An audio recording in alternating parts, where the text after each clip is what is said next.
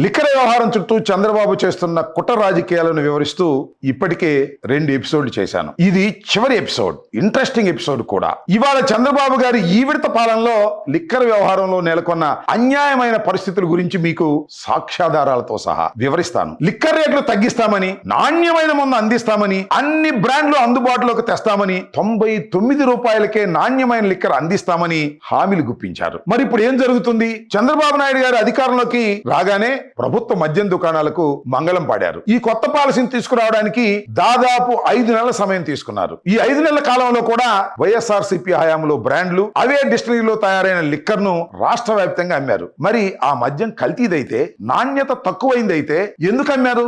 ఎందుకు నిలిపివేయలేదు? దీనిపై మాత్రం చంద్రబాబు గారు సమాధానం చెప్పరు. కూటమి నాయకులు నోరెత్తరు. కారణం, వారు చెప్పినవన్నీ, చేసిన ప్రచారాలన్నీ కూడా అబద్ధాలే. అధికారంలోకి వచ్చిన సుమారు 6 నెలలకు రాష్ట్రంలో కొత్త మద్యం పాలసీ వచ్చింది. రాష్ట్ర వ్యాప్తంగా ఉన్న ప్రభుత్వ మద్యం దుకాణాలను ఒక్కసారిగా రద్దు చేశారు. ప్రైవేటు వ్యక్తులు వచ్చారు. ప్రైవేటు వ్యక్తులు అనేకన్నా మాఫియాకు ఈ వ్యాపారాన్ని అప్పగించారని చెప్పవచ్చు. దుకాణాల కోసం దరఖాస్తులు వేయడం దగ్గర నుంచి కేటాయింపుల వరకు ప్రతి అంశంలోనూ సిండికేట్ మాఫియాలు, అవినీతి వ్యవహారాలే కనిపించాయి. లిక్కర్ దుకాణాలకు దరఖాస్తులు వేయొద్దని అధికారంలో ఉన్న కూటమి నాయకులు బెదిరించారు. మరికొన్ని చోట్ల తమ వారికి లాటరీ రావాలంటే అందరి తరపున వారి అప్లికేషన్లు వేశారు. మరికొన్ని చోట్ల లాటరీ ఎవరికి వచ్చినా సరే మా కమిషన్ 30% అంటూ రేట్లు పెట్టారు. మరికొన్ని చోట్ల ఏక మొత్తంగా ఒక షాపుకు ఇంత మొత్తం అని తీసుకున్నారు. మరికొన్ని చోట్ల బలవంతంగా అగ్రిమెంట్లు చేసుకున్నారు. ఇంకొన్ని చోట్ల మాట వినని వారిపై దాడులు చేశారు. అందుకే రాష్ట్రంలో మునిపటి బీహార్ పరిస్థితులు ఇప్పుడు కనిపిస్తున్నాయి. చంద్రబాబు గారికి అత్యంత సన్నిహితుడు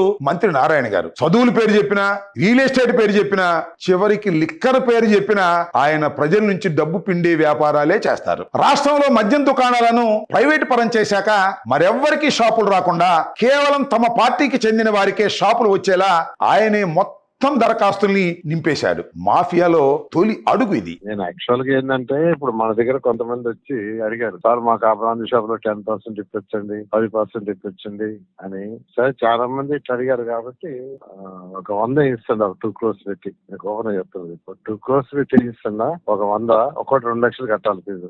అంటే ఇప్పుడు ఒక 5 మందికి కలిసి ఒక్క షాప్ ఇచ్చారనుకో, పెట్టుబడి పెట్టుకోవాలి 3-5 లక్షలు. ఎవరైతే పెట్టుబడి పెట్టి భాగస్తులుగా 5 మంది చేరతారో మీకు 3 లక్షలు 2.5 లక్షలు పెట్టుబడి పెట్టాలా. అంటే ఫస్ట్ ఇన్స్టాల్మెంట్ 85 lakhs కట్టాలా. మళ్ళా షాపు దాని ఎస్టాబ్లిష్మెంట్ కొంత ఉంటుంది. నేను అప్లికేషన్ ఫీజు వరకు కడుతున్నా. మరొక ఎమ్మెల్యే జేసీ ప్రభాకర్ రెడ్డి గారు, లిక్కర్ వ్యాపారం నుంచి ఎవరైనా తమకు 15% మామూలు ఇవ్వాల్సిందేనని ఇలా మీడియా సాక్షిగా ఎంత బాగా చెప్పారో మీరే వినండి. మీ అమ్మ మేము తింటాంలే, 15% పెట్టుబడి లేకుండా ఉంటుంది, 20% నేను పెట్టుబడి పెడతా, నాకు ఇవ్వాల్సిందే. మండలానికి 15 పైసలు ఇవ్వాల్సిందే, పెట్టుబడి ఉండదు. 20 పైసలు ప్రభాకర్ రెడ్డికి ఇవ్వాల్సిందే, ప్రభాకర్ రెడ్డి పెట్టుబడి పెడతాడు. ఎవరికి ఏ బ్రాండ్ కావాలంటే ఆ బ్రాండ్ తీసుకొస్తామని చంద్రబాబు గారు ఎన్నికల్లో హామీ ఇచ్చారు. కానీ ఆయన కుమారుడు లోకేష్ ప్రాతినిధ్యం వహిస్తున్న మంగళగిరిలోనే బ్రాండ్స్ దొరకటం లేదు. సూపర్ 6, సూపర్ 7 తోనే కాదు, లిక్కర్ బ్రాండ్ల విషయంలో కూడా చంద్రబాబు ఈ రకంగా మోసం చేశాడు. ఒక వ్యక్తి బ్రాండెడ్ వైన్ తాగాలనిపించి మంగళగిరి బైపాస్ రోడ్ లో ఉన్న మరొక బారుకు వెళ్ళాడు. అక్కడ కూడా ఆ బ్రాండ్ దొరకలేదు. దీనికి సంబంధించిన సాక్ష్యం ఇది. రెడ్ వైన్ కానీ ఇది రెడ్ వైన్ కాదనుకుంటా. బ్రాండ్ ఏంటంటే కొత్తగా ఉన్నాయి, బాటిల్ ఇలాగే ఉన్నాయి చూసి. ఎంత వరకు?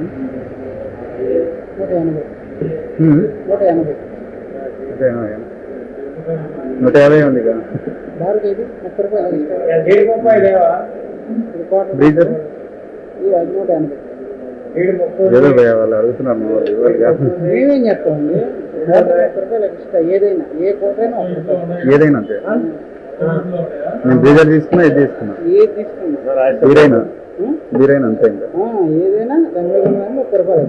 ఇదే మంగళగిరి నియోజకవర్గం తాడేపల్లి మెయిన్ రోడ్ లో వైన్ షాప్ కు వెళ్తే అక్కడ కూడా కావాల్సిన బ్రాండ్ లేదు. రెడ్ వైన్ ఏముంది? వాటరా ఫుల్లా? వాటర్ 150 తీసుకోట్, 150 కైరా అవేం లేవా? ఏం లేదు, తీసుకోట్ అయినా 150. పైగా ఈ వైన్ షాప్ కు పక్కనే ఎంచక్క పర్మిట్ రూమ్స్ నిర్వహిస్తున్నారు. ఇక పగలు రాత్రి కొంతమంది అక్కడే.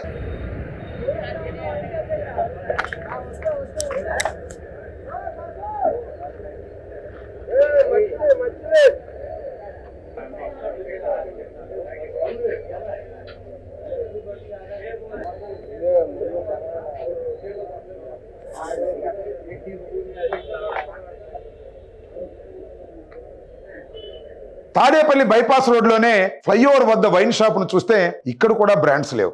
రెడ్ వైన్ ఏదైనా ఉందా? తీసుకోవటం ఖైరా చెప్పాలని లేదు. ఏ అది ఉంటుంది కదా, ఫ్రెటెల్లి అని ఉంటుంది కదా, ఏమి లేవు. తీసుకోవటం ఒకసారి ఈ వైన్ షాప్ పరిసర ప్రాంతాలే పర్మిట్ రూమ్ లా మారిపోయింది. మొత్తం రోడ్డు మీదే. ఇలాంటి దృశ్యాలు రాష్ట్రంలో కోకొల్లలు.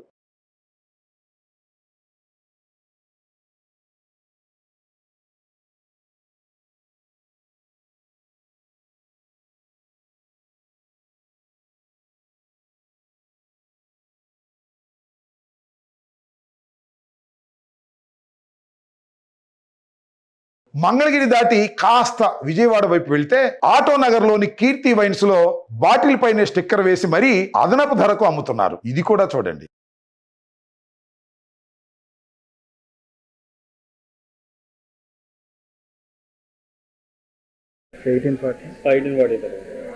స్టిక్కర్ వేసారు. అంటే అది పాత స్టాక్, అది రేట్ మారింది, అది అప్డేట్ అయింది అని చెప్పేసి కొత్త రేట్ అది. తక్కువ ఎక్కువ ఇది మామూలు ప్రైస్ తెలియదు. అండ్ ఇదే సార్ రేట్ ఇప్పుడు ప్రెసెంట్ రేట్ అయితే. ఈ కీర్తి వైన్స్ పక్కనే చక్కగా పర్మిట్ రూమ్ నడుపుతున్నారు. ఈ పర్మిట్ రూమ్స్ కూడా అదనపు లాభమే. ఆ రూమ్ ని నెలకు వేలాది రూపాయలకు అద్దెకిస్తారు. ఇష్టం వచ్చిన రేట్లకు అమ్ముతారు. అంతేకాకుండా ఒక చిన్నపాటి హోటల్ కూడా ఆ రూమ్ ను వాడతారు. ప్రతిదీ వ్యాపారమే. అన్నిటికన్నా మించి ఈ పర్మిట్ రూమ్స్ వల్ల అటువైపు ఎవరైనా వెళ్ళాలంటే హడలే మరి.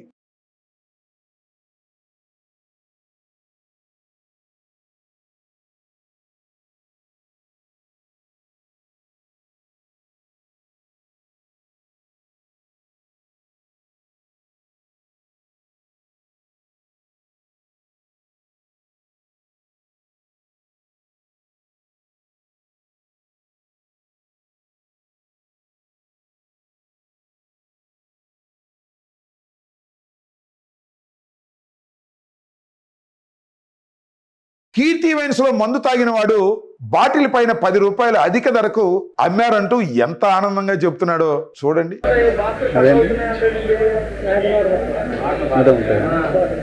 రేటు తక్కువ పెరిగింది.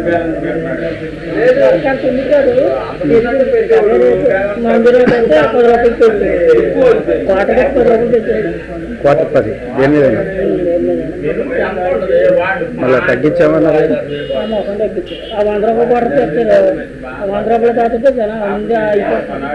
బాటిల్ పై ఒరిజినల్ రేటు కనిపించకుండా ఎక్కువ ధరతో ముద్రించి అమ్ముతున్నారని మందుబాబులు లోకేష్ నియోజకవర్గం తాడేపల్లిలో ఎంత ఆందోళనలో ఉన్నారో మీరే చూడండి.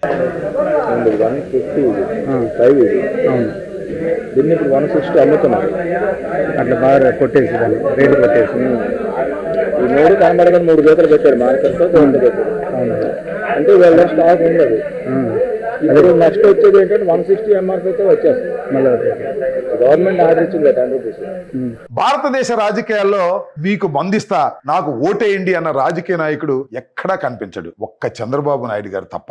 ఎన్నికలకు ముందు చంద్రబాబు మందుబాబులకు తక్కువ రేటుకే మందిస్తానని, నాణ్యమైన మందిస్తానని హామీ ఇచ్చారు. 6 నెలల వరకు ముందు ప్రభుత్వం ఉన్న బ్రాండ్ అనే కొనసాగించాడు. ఆ తర్వాత బాటా రేటుకు అంటే 99 రూపాయలకు ఒక మందు తెచ్చాడు. అప్పటికే ఉన్న బ్రాండ్ల రేట్లు తగ్గిస్తాడని మందుబాబులు అనుకుంటే వాటికన్నా నాసిరకమైన బ్రాండ్లను తీసుకొచ్చి వాటిని 99 రూపాయలకు అమ్మడం మొదలు పెట్టారు. చివరకు ఈ 99 రూపాయల మందు ఏం చేస్తుందంటే లివర్ కిడ్నీలను కాల్చేస్తుంది. ఇది నేనన్న మాట కాదు, ఏకంగా ఒక మందుబాబు అన్న మాట. చీప్ అనేది ఏదో 90 రూపాయలు కొట్టింది చూసారా, మరి ఘోరం అంతే. 90 రూపాయలకి ఏంటి అసలు? 6 నెలలు తాగితే లోపల సామాన్లు ఏమి ఉండవు, బాడీ ఒకటే ఉంటుంది. అంతే. చాలా మంది వచ్చి 99 రూపాయలు మరి డెడ్ చీప్. అది వాడు తాగంగానే ఏమవుతుందంటే మొత్తం ఎక్కేస్తుంది. అది ఇక్కడ తాగుతారు కదా, గేట్లోకి వెళ్ళంగానే మొత్తం వచ్చేస్తుంది. ఇంటికి వెళ్ళేటప్పటికి ఏముండదు. ఏమంటే 100 రూపాయలు వస్తుంది.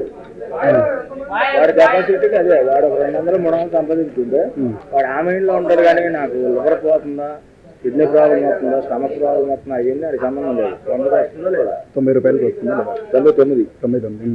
నేను అది తప్ప ఏం తాగను. దీనికోసం ఉండవల్లి నుంచి వచ్చేది. ఉండవల్లి సెంటర్లో లేదు, ఆ బ్రాండ్ లేవు.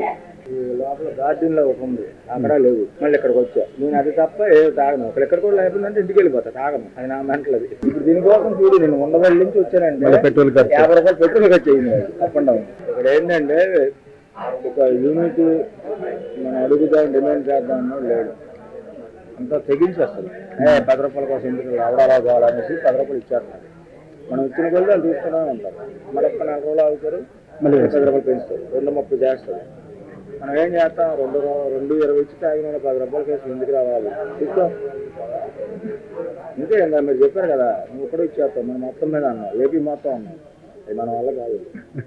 ఇక గ్రామాల్లోకి వెళ్ళినా, ఏ పట్టణంలోకి వెళ్ళినా ప్రతి వీధిలో కూడా ఖచ్చితంగా ఒక మినీ బార్ కనిపిస్తుంది. ఆ ఏరియా వాళ్ళతో ఒక వాట్సాప్ గ్రూప్ ను ఏర్పాటు చేసుకుని ఆర్డర్ రాగానే మన స్విగ్గీ, జొమాటో తరహాలో వెంటనే మందు ఇంటికి వచ్చి మరీ ఇస్తారు. రాష్ట్రంలో ప్రస్తుత పరిస్థితి ఇది. దాదాపుగా రాష్ట్రంలో ఇలాంటి బెల్ట్ షాపులు 50,000 నుండి 60,000 వరకు ఉన్నాయి. మరి అడ్డగోలుగా సంపాదించిన ఈ సొమ్మంతా ఎవరి చేతుల్లోకి వెళ్తుంది? ఈ బెల్ట్ షాపు కోసం కూడా వేలం పాట పెట్టారు. ఒక్కో షాపు గరిష్టంగా ₹1,00,000 వరకు వేలంలో కొనుగోలు చేశారు. ఈ డబ్బంతా కింద నుంచి పై వరకు పంపకాలే. సాక్షాత్తు హోంమంత్రి గారి నియోజకవర్గంలో బెల్ట్ షాపుకు వేలం పాట ఎలా జరిగిందో చూడండి.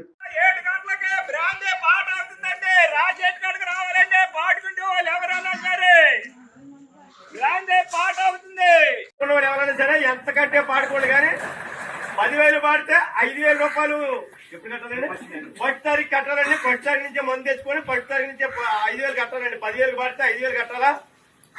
అలాగే 1,00,000 కడితే 50,000 కట్టవలసింది. ఉన్న డబ్బులు సంక్రోజునాడు కట్టాలండి. మిగతా ఉన్న డబ్బులు టైం కూడా చాలా బాగా ఇచ్చారు, అప్పుడు కట్టుకోవాలండి. దేవుడి పాట 10,000, దాసరి త్వరగా 20,000, 50,000, అవునుకోండి బోసు 50,000, గణేష్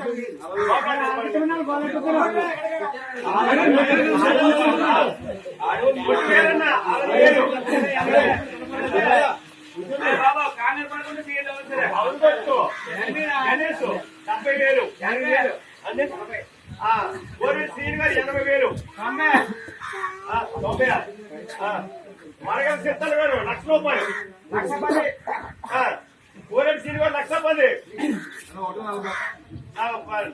గొడ్డు వేరే గారు 1,40,000, మరగల సిద్ధలు గారు 1,50,000, మరగల సిద్ధలు 1,50,000, మరగల సిద్ధలు గారు 1,50,000. మొన్న జరిగిన సంక్రాంతి పండుగకు చంద్రబాబు పాలనలో స్పెషల్ ఏంటంటే ఎక్కడ కావాలంటే అక్కడ మందు ఏర్పాటు చేశారు. వాటర్ బాటిల్ కన్నా తేలిగ్గా మందు దొరికింది. పందెం బొర్ల వద్ద, జోదగాళ్ల వద్ద చెప్పుకుంటూ పోతే మందు పలానా చోట లేదు అని చెప్పడానికి వీల్లేదు. అంత బాబు గారి మందు మహిమ.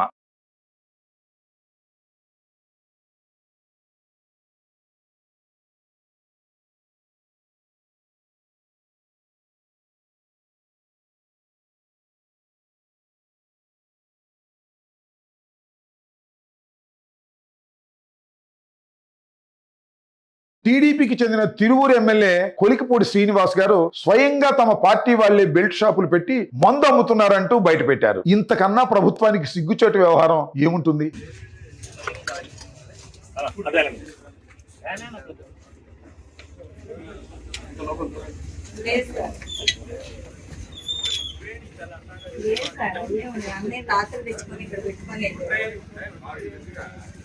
ఇప్పుడు తిరువూరు పట్టణంలో అఫీషియల్ గా 4 మద్య షాపులు ఉన్నాయి. నాకు వచ్చిన సమాచారం ప్రకారం ఒక 35 బెల్ట్ షాపులు ఉన్నాయి. ఈ 35 బెల్ట్ షాపులతో పాటు నియోజకవర్గంలో 4 మండలాల్లో మొత్తం 130 దాకా బెల్ట్ షాపులు ఉన్నాయి. ఇప్పుడు ఎదురుగా ఉన్న వైన్ షాప్ వాళ్ళు ఇక్కడ ఒక 5-6 బెల్ట్ షాపులు నడుపుతున్నారు. బెల్ట్ షాపులు మద్యం అమ్ముతున్నారు. ఫలితంగా 9వ తరగతి 10వ తరగతి చదివే పిల్లలు కూడా దురలవాట్లకి లోనై దారి తప్పడం జరుగుతుంది.